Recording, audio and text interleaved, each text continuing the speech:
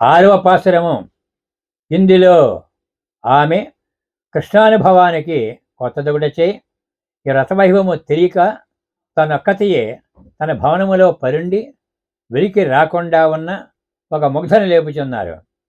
భాగవంతుడిని అనుభవించడంలో ఇది ప్రథమ పర్వనిష్ట, అనగా మొదటి దశలో ప్రవేశించడం. ఇతర భక్తులతో కలిసి ఉండాలని అర్థం చేసుకుంటే ఇది చరమ పర్వనిష్ట, అనగా అంతిమ దశలో ప్రవేశించడం అవుతుంది.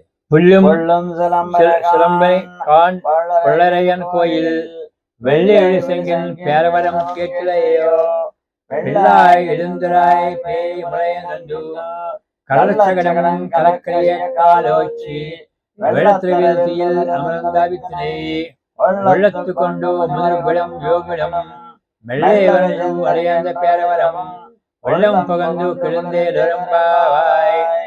ఆహారమును ఆర్జించుకున్నట్టుకై లేచి పక్షులు కలకల్లాడుతూ పోచున్నాయి. ఆ పక్షుల నాయకుడైన గరుత్మంతునకు స్వామి యొక్క శ్రీ మహావిష్ణువు ఆలయములో తెల్లని శంఖము సేవలకు సమయమైనది రెండని పెద్ద ధ్వని చేయుచున్నది.